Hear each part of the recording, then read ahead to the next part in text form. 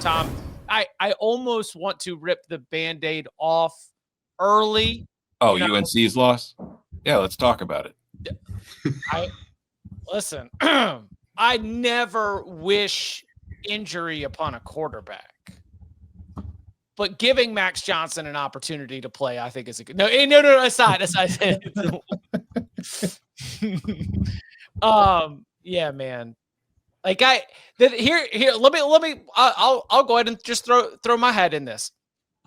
It is difficult and disappointing when there is so obviously a spot in a game that could be competitive that makes it not competitive.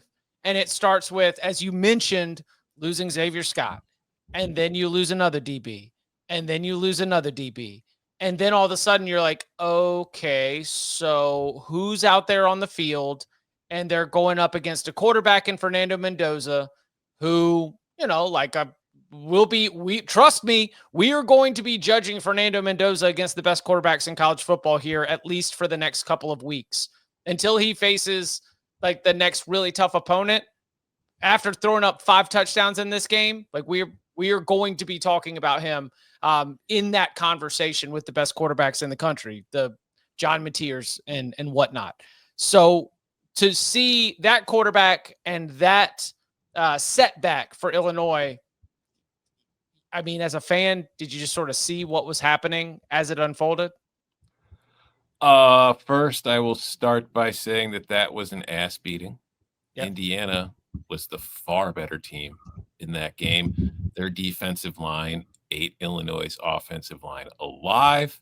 Illinois never had a chance to win this game because of that.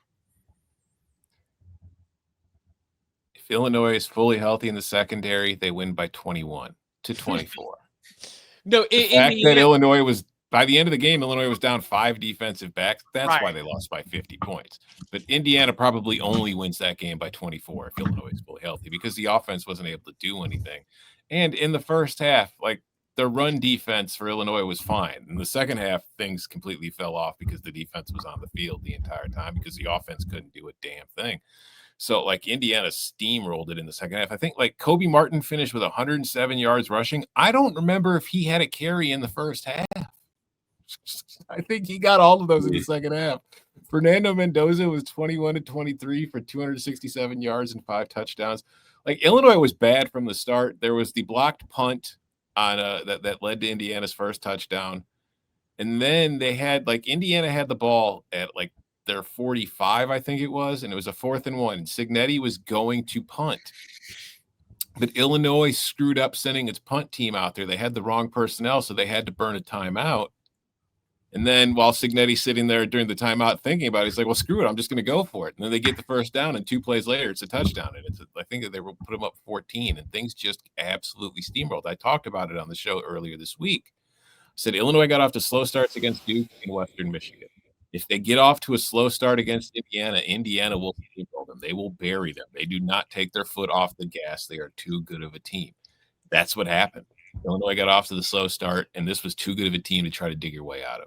And Indiana, like, I remember when Elijah Surratt sat with us in Las Vegas for the Cover 3 shows at the media days, and I asked him, I said, everybody wants to know who this year's Indiana is. Why the hell isn't Indiana this year's Indiana? Indiana is this year's Indiana.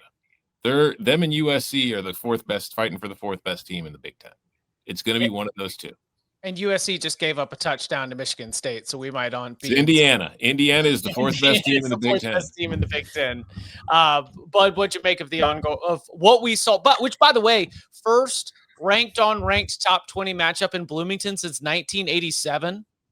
Like, this is what I didn't know that they called it the Rock. You know why? Because guess what? We haven't had a game of this significance there. They call it the Rock. There's a rock, I think, in an end zone. I don't know. Nobody's ever paid attention to a game in Bloomington.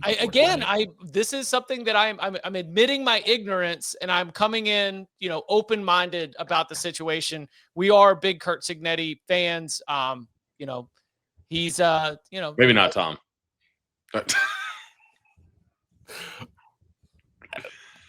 Not upset with Curt Cignetti for anything. Yeah. I mean, he took out his starters in the fourth quarter, man. I know they went to Alberto. He didn't even try to smoke it through the filter. And Indiana still outscored him, 14-0 in the fourth? I mean, you go 21 of 23 through the air.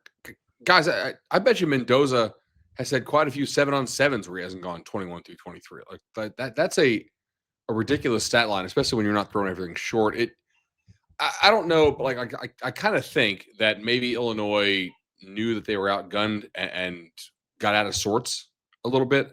Some guys trying to do too much to make up for the lack of your starters. And I say that because Illinois had been so far this year a pretty decent tackling team. And tonight I thought something like the yards after the catch stuff was pretty egregious by them. And I wonder if they just kind of felt a bit overwhelmed tonight. Indiana looks really damn good.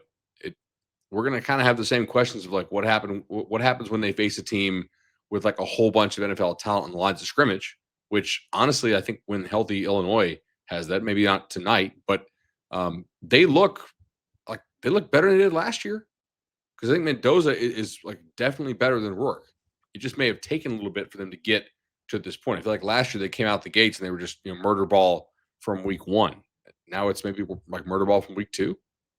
Yeah, I mean, they weren't great week 1. Yeah. They won, but it wasn't clean. And they've gotten better and better each week. So this was the big test. Indiana's really, really good. And the problem is we'll get the Penn State game and Ohio State this year, right? So we'll get to see, but I think that this is a coaching staff and a program that probably learned some lessons that will give them a better chance in those games. So very much looking forward to that. Again, 63-10 got sideways real fast. We do not need to linger. If you want to, they got lucky. If you want to think about, where Indiana will fall in the new AP Top 25, stick around. We'll be doing tomorrow's Top 25 before we get out of here tonight.